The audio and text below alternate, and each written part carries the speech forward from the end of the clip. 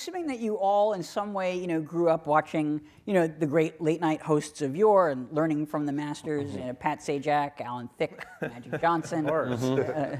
Does that in any way influence, how you do the work that you do? Do you feel like you want to create a show that's sort of, part of this long-standing TV tradition, or do you want to make a show that's somehow as different as possible from what's preceded it? Well, I think we all try to do something that, like what we think a late night show should be. Yeah. And it's whatever was, what we learned watching, all those years stuck to the TV. So, we definitely want to feel like we're part of this, grand tradition. But it's also doing stuff that's actually, that's funny now or funny to us. And although, all that other stuff is funny too. Like, we're just really trying to copy the people that came before us. I think you played the strengths of the host too. Clearly we have a very, very talented person that's the host of our show. And he's a much bigger influence on, I think the hosts are a bigger influence on these shows than most people think.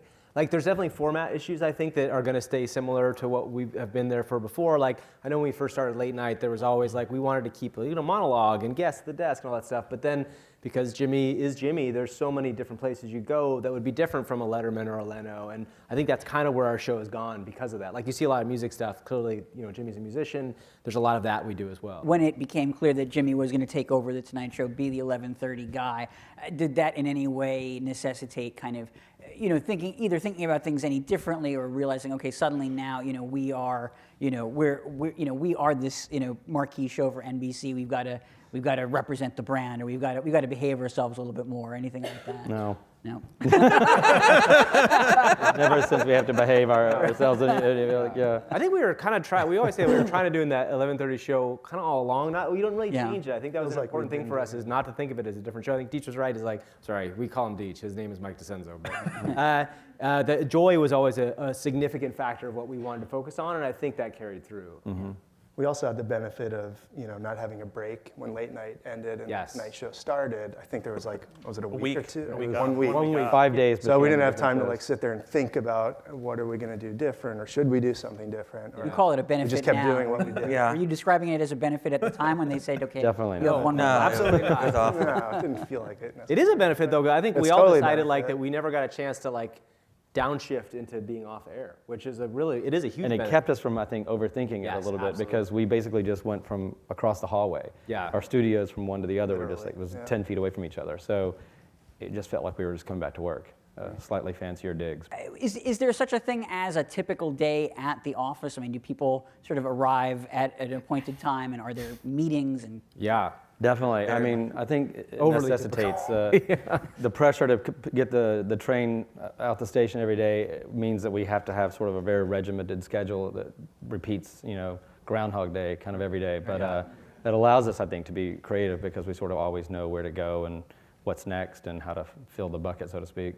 Right. A lot of metaphors. It is a cliche, but Bucket train. Yeah, structure is great. The structure of what we do. I don't think if we had the meetings we have or what we do, we'd be able to get anything done. It'd just be crazy. Yeah, you need it. We'd put on one show a year, basically. Yeah. Well, are there sort of specific meetings where you're saying, okay, now it's time to think of this type of a sketch or this type of segment, or? There definitely are. If there's the basic schedule of our show is there's a meeting in the morning, it's a writer's meeting. There's then a full production meeting for the whole staff.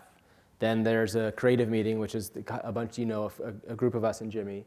And then there is a monologue meeting, which is Miles and the writers, and there's a segment producer meeting. And then there is a pre-show meeting, and then there's a show. So yeah, there's 8 meetings a day. And actually, there's smaller meetings that he's not counting. Yeah, no, exactly. And there's a bunch of meetings over the course of the week, but that's a long day. Yeah. And can an idea just kind of percolate from anywhere if somebody has? Oh yeah, Sure. Yeah. They come from everywhere. They come from the writers. Obviously, are required to come up with ideas, and they're on the hook. But Jimmy comes up with ideas sometimes that are just you're just kind of like, there's no way that's going to become three-dimensional on television. And next thing you know, you see him on a seesaw. Yeah, that's with James Taylor. It's like, What can we do with James Taylor? Oh, just build a giant seesaw. Yeah, 2 James Taylors on a seesaw is just something he said in a creative meeting one day, and we were like, I don't think so. And like, 2 days later, it's like, oh no, yeah, there he is. It is weird how those things happen. Like the Lionel Richie line up in that way too. The Lionel Richie thing, which is still one of my favorite things we've ever done. I don't know if you guys have seen it, but It just, what's that? I think it was in the read. It was, okay, great. But that like just came out of Jimmy's mouth, and it was just like, Okay. amazing. I mean, that was when I was just like, I think my eyes just lit up, and I was like, this is the most fun thing ever. But then to see it happen, it is crazy. When he's really excited about it, it really elevates the whole thing. So if it's something that he's like, thinks is really funny, it's gonna be funny. Right. He comes up with, just the craziest ideas, just kind of just fully formed out of his brain. Yeah. And they're just like weird, strange, beautiful in a weird way, hilarious, but like tight pants, the Lionel Richie thing, and like two James Taylors on a seesaw. It's like, I don't know how someone's brain works like that, but He does. He literally comes up with dreams sometimes. Like he had the Cecilia thing, which I still think is a really cool thing. He wanted to do Cecilia with Paul Simon in the cast of Stomp, which is just a weird thing you'd ever put together. I think he had a dream about it, and like you put it on the air. It was fantastic. Like it happens all the time. when he's asleep, he's coming up. I know. Yeah. Hardest working man. Yeah. Miles, you're principally responsible for the monologue meeting as well. Is that right? Yeah. So can you talk a little bit about in some ways, the show is it's tremendously innovative in all these ways, and yet the monologue is still such an important part of how we think about a late night show.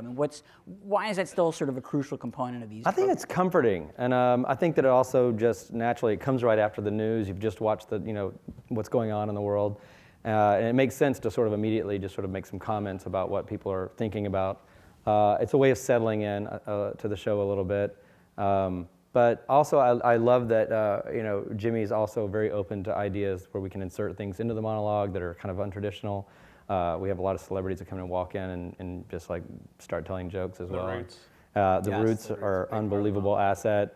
Just some really funny comedic actors happen to be in the Roots, and we love to use those guys. Yeah. My favorite walk-on story, you guys help me remember who this was, but there was a guest who mentioned a song. Springsteen. It was Springsteen. Yeah. He mentioned during the interview. During his interview, he mentioned a song. This is how great the Roots are. Wiggle Waggle. Wiggle Waggle. Wiggle Waggle. Yeah. So Questlove downloads it onto his iPad. Right. And then plays it through the whole band's IFBs while the interview is going on. Oh my God. They learned the fingerings just listening to the IFBs, and then played it at the end of the interview going out. Like Springsteen just went crazy. He did. You see it on his how finger. did you guys? Deep cut So he downloaded it. They learned it silently, and then played it perfectly for the first time ever. They're all amazing musicians. It's mind blowing.